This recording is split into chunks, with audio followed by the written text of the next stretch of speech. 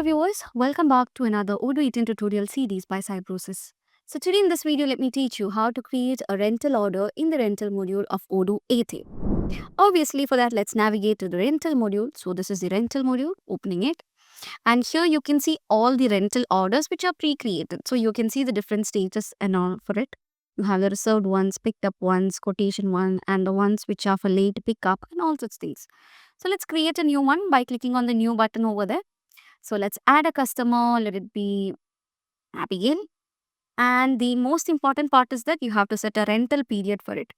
So it can be either a day, a week, a month, whatever it is. So based on your need, you can set it.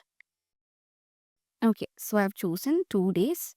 Based on the period you specify, the duration will be calculated automatically and displayed over here.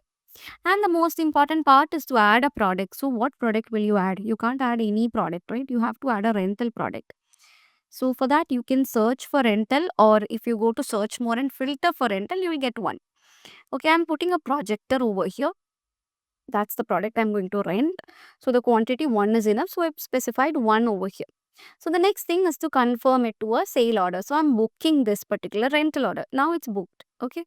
So the next thing is to create an invoice. So I'm going to create an invoice. So complete those payment procedure and then I'll do the pickup and return. Okay. So this is the invoice. Check everything and then confirm it.